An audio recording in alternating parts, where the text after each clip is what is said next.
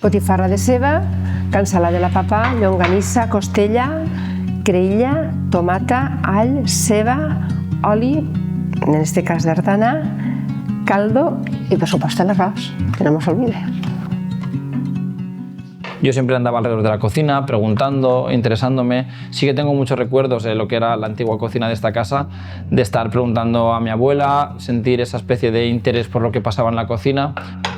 Hola, soy Jorge Lengua Álvaro, hijo de Amparo Álvaro, nacido en Artana y prácticamente criado aquí en esta casa en la que estamos. Actualmente soy cocinero profesional y cocino en el restaurante La Suculenta en Benicàssim y restaurante Llavor con una estrella Michelin en Oropesa del Mar. Massa tomata, pel sofregit. Pues tú diràs. En una prou. Una ja van? Sí. Me pareix poquet. Ja ficat més tomata. Jorge sempre ha sigut molt alegre, molt divertit. Li ha agradat molt estar sempre rondant les faldes en la cuina, sempre li ha agradat, tant en mi com en l'abuela, que realment hem estat molt en casa de l'abuela, i en la casa de les veïnes, que entrava i eixia i sempre tenia oportunitats per veure què estàs fent i què cuines.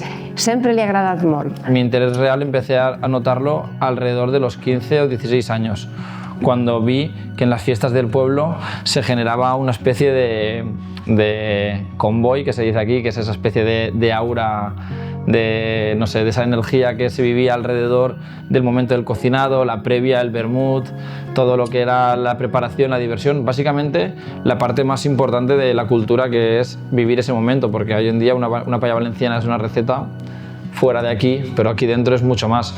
Es el momento de compartir, de llevarla a cabo, de juntarse a la familia. Creo que todo eso, más lo sentimental que lo puramente técnico, es lo que me empezó a llamar la atención de cocinar. Quan va començar a anar per els casals, va voler ser pionero en voler ficar-se a cuinar ell.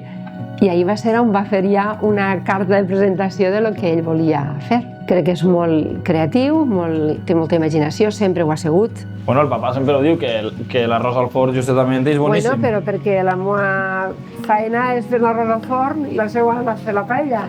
En esta casa era mi abuela la que cocinaba las paellas, aunque tradicionalmente nosotros los domingos normalmente íbamos a casa de mi padre en Vilabella, el pueblo de aquí al lado, donde se cocinaba el arroz también, la paella valenciana, que en este caso era mi abuelo paterno el que la cocinaba. Siempre he tenido esa pequeña influencia un poco por cada lado. Per què has triat per fer este arròs?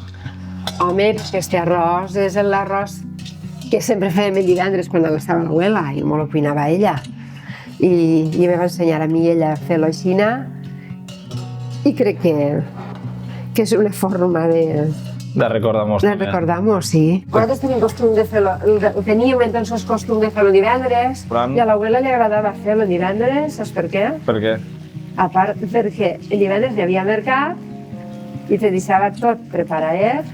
El ficaves al forn, el ficaves al forn, s'anava a comprar al mercat. Que a mi de sabor i això és un dels arrossos que més m'agrada. És veritat que mai m'ha agradat molt que se faci al forn, perquè l'arròs al forn sempre queda més a pegar a l'or, no queda tan suau com una paella. I en el restaurant ara és un arròs que fem nosaltres molt, que és l'arròs al forn, però en paella, que de fet és un dels arrossos que més se venen de tots. Sí, l'ha provat, tio. A la gent li encanta. Així estan totes les llonganisses? Sí. Ja pots ficar la panxadeta. Vols ficar-la tu o la fiqué jo?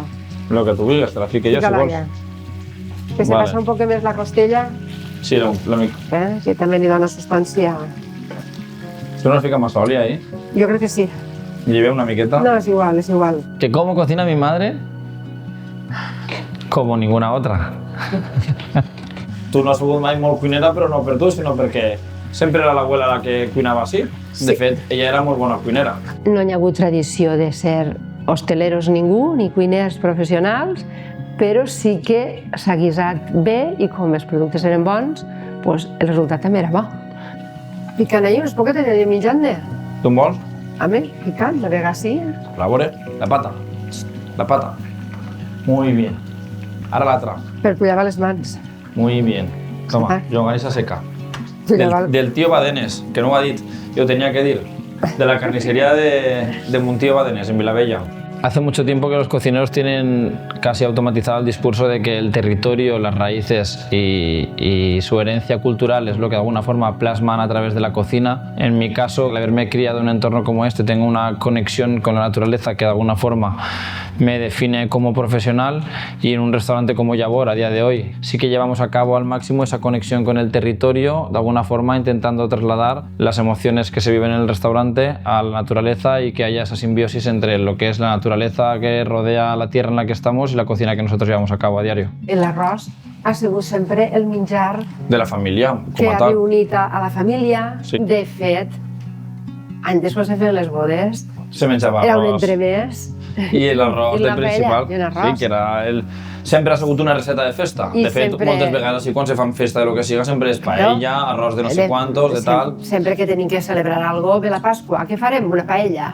tot. Tu no te'n recordes que quan vas prendre la comunió vam anar a la caseta el segon dia i allí van guisar les paelles? L'abuelo, Pascual y Juanito Cantos. Todas las temporadas intentamos que en el menú haya un arroz que de alguna forma sirve también de lazo para cuando los clientes están viviendo la experiencia en un momento dado, sienten como esa elaboración casi reconfortante, confortable, algo cálido que de alguna forma les lleva a su territorio, porque el arroz ya sabéis que es gastronómicamente hablando símbolo número uno de cultura aquí en nuestra tierra. En el caso de Yabor, por ejemplo, utilizamos un arroz de variedad albufera que se cultiva en la propia albufera, en este caso por muchos de los productores que están dentro de la DEO Arroz de Valencia, que reúne las mejores cualidades técnicas y organolépticas para obtener un arroz del mejor nivel.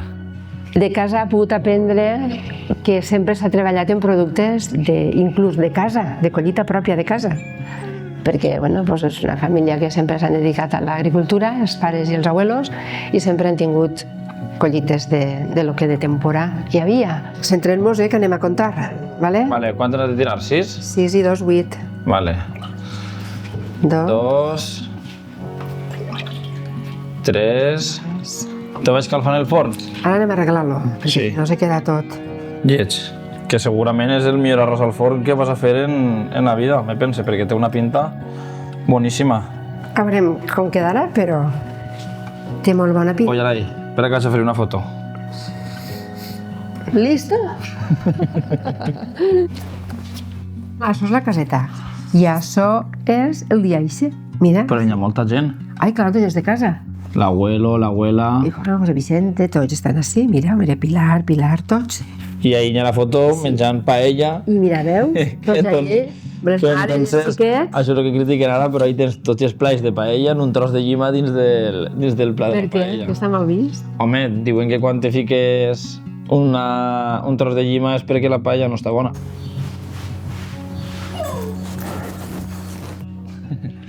Sí o no?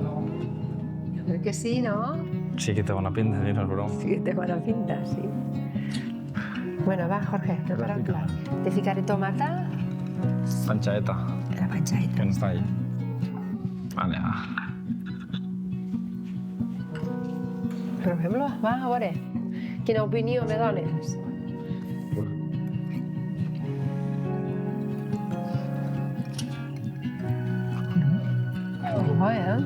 Està molt bo.